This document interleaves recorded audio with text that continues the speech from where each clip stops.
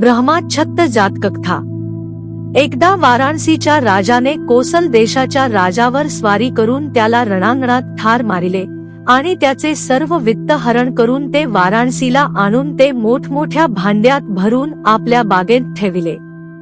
या लढाईच्या धामधुमीत कोसल राजाचा तरुण कुमार अज्ञातक वेशाने आपल्या राजधानीतून तक्षशिलेला पळून गेला। तेथे त्याने एका प्रसिद्ध आचार्यापाशी वेदशास्त्रांचे अध्ययन केले। सर्व विद्यात प्रवीण झाल्यावर गुरुची आज्ञा घेऊन तो स्वदेशी येण्यास निघाला, परंतु वाटेन त्यास काही परिवराजक भेटले। त्या लोकांपाशी काही शिल्पकला असली तर तीही शिकावी या उद्देशाने तो त्यांच्या पंथात शिरला आणि आपल्या बुद्धिमत्तेच्या जोरावर 500 परिवराजकाचा गुरु होऊन बसला। नंतर तो आपल्या शिष्यांना म्हणाला, आपण वाराणसीकडे जाऊन जनपद संचार करू। परंतु ते म्हणाले, वाराणसीतील लोक मोठे हुशार आहेत, ते नाना प्रश्न विचारून आपली फजिती करतील। राजकुमार म्हणाला, त्याबद्दल तुम्ही भिवू नका, तुमचा पुढारी ह्या नात्याने सर्व प्रश्नांची उत्तरे मीच देत जाईन। असे सांगून आपल्या परिवारासह फिरत अनुक्रमे तो वाराणसीला येऊन पोहोचला। तेथे या तरुण परिवराजकाची सर्व लोकात कीर्ती पसरण्यास विलंब लागला नाही। हळूहळू राजाच्या कानापर्यंत त्याची तारीफ पोहोचली। तेव्हा राजाने त्याला आपल्या राजवाड्यात बोलावून नेऊन त्याचा बहुमान केला। पुढे राजाची आणि त्याची विशेष मैत्री जडली। तेव्हा राजाचे सर्व गुणावगुण त्याला चांगले समजले। राजा जरा धनलोभी होता। त्याने या तरुण परिवराजकाला मंत्रतंत्राच्या साह्याने धन उत्पादन करिता येईल की काय असा एकांती प्रश्न केला। तेव्हा तो राजाला म्हणाला, महाराज, नवीन धन उत्पादन करण्याचे सामर्थ्य माझ्या अंगी नाही, तथापि असलेले धन द्विगुणित चतुर्गुणित करिता येईल अशी मंत्रविद्या मी जाणत आहे। त्यावर राजा म्हणाला, कोसल राजाकडून मी पुष्कळ धन हिसकावून आणले आहे व गुप्तपणे ते माझ्या बागात पुरून ठेविले आहे। ते तुम्ही आपल्या मंत्राच्या सामर्थ्याने जितके वाढविता येईल तितके वाढवा, म्हणजे प्रसंग आला असता त्याचा मला फार उपयोग होईल। असे बोलून राजाने त्याला धन पुरून ठेविलेली जागा दाखविली व त्या ठिकाणी मंत्रविद्येचा प्रयोग करून धन वाढविण्याची विनंती केली। तेव्हा त्या परिवराजकाने आपल्या 500 शिष्यांसह येऊन त्या ठिकाणी ठाणे दिले आणि एका मोठ्या हवनास सुरुवात केली।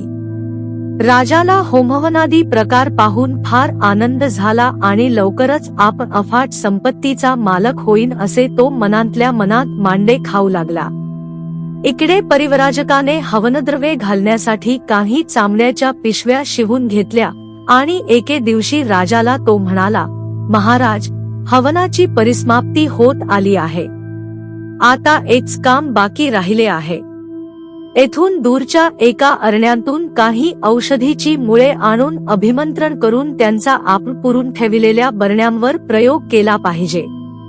परंतु आम्ही माघारे येईपर्यंत तुम्ही कोणत्याही मनुष्याला बागात जाण्याची परवानगी देऊ नका, का की आम्ही तेथे तयार केलेल्या कुंड्याचा वगैरे विध्वंस झाला असता आमच्या श्रमांचे साफल्य व्हावयाचे नाही। मी माझ्या शिष्यांसह वर्तमान त्या वनस्पतीच्या शोधासाठी जातो आणि 10 दिवसांच्या आंत येथे परत येतो। राजाने त्याच्या सांगण्याप्रमाणे उद्यानाबाहेर पहारा ठेवून सर्व बंदोबस्त केला। तरुण परिवराजक आपल्या शिष्यांना घेऊन एके रात्री शुभ मुहूर्तावर औषधीच्या शोधास जाण्यास निघाला आणि तो शिष्यांना म्हणाला, मित्र हो, मी कोण आहे याची आजपर्यंत तुम्हाला जाणीव नव्हती। आता मी खरी गोष्ट सांगतो। कोसल देशाच्या राजाचा मी पुत्र आहे। माझ्या बापाला ठार मारून या राजाने आमच्या कुलांतील सर्व द्रव्य हरण करून या ठिकाणी गाडून ठेविले आहे। या राजाचा त्या धनावर कोणत्याही प्रकारे हक्क नसून ते सर्व माझे आहे आणि जाताना ते घेऊन जाण्यास आम्हाला कोणतीच दिक्कत वाटण्याचे कारण नाही।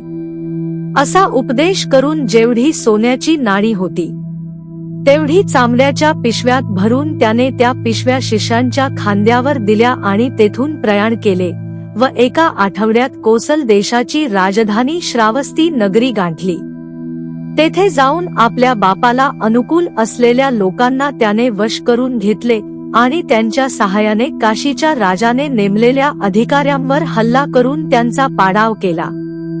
बरोबर आणलेल्या द्रव्याच्या जोरावर त्याने मोठी सेना उभारली व काशीराजाकडून होणाऱ्या हल्ल्याचा प्रतिकार करण्यास तो तयार होऊन राहिला. इकडे काशीराजाने तरुण परिव्राजकाची पुष्कळ दिवस वाट पाहिली आणि शेवटी उद्यानात जाऊन आपल्या द्रव्याच्या बरण्या उघडून पाहिल्या, परंतु त्या सर्वात एकही नाणे शिल्लक नसून त्या नुसत्या गवताने भरलेल्या आढळल्या. तेव्हा राजाला एकदम धक्का बसून तो वेड्यासारखा गवत असे बरळत सुटला. त्यावेळी बोधिसत्व त्याचा अमात्य होता. राजाची अशी विपरीत स्थिती झालेली ऐकून तो धामवत उद्यानात गेला आणि म्हणाला, महाराज, गवत असे म्हणून आपण आक्रोश का करिता? कोणी आपले गवत नेले आहे किंवा आपणास गवत घेऊन काय करावयाचे आहे? राजा म्हणाला, हे पंडिता, येथे एक तरुण परिव्राजक येऊन राहिला होता, हे तुला माहीत आहेच. त्याने माझ्या या बरण्यात गवत भरून ठेवून त्यात असलेले सर्व द्रव्य पळवून नेले. ते ऐकून बोधिसत्व म्हणाले, मंत्रतंत्राच्या बळाने कोणाला तरी फायदा होतच असतो. थोडक्यात जास्ती मिळाव्याचे असले म्हणजे गवत ठेवून द्रव्य घेऊन गेले पाहिजे. राजा आपली लोभी वृत्ती बोधिसत्वाला समजली असावी असे वाटून मनांत वरमला आणि म्हणाला, परंतु जे सुशील परिव्राजक असतात ते अशी गोष्ट करीत नाहीत. पण असा दांभिक तपस्वी मला कोठून सापडला कोण जाणे. बोधिसत्वाने राजाचे समाधान करून त्याला राजवाड्यात नेले. पुढे कोसल राजाच्या तरुण पुत्राने उद्यानांतील द्रव्यबळावर कोसल देशाचे राज्य आपल्यापासून हिरावून घेतले. असे समजल्यावर राजाला आपल्या लोभी वृत्तीबद्दल किती वाईट वाटले असेल आणि कसा पश्चात्ताप झाला असेल, याची नुसती कल्पनाच केली पाहिजे.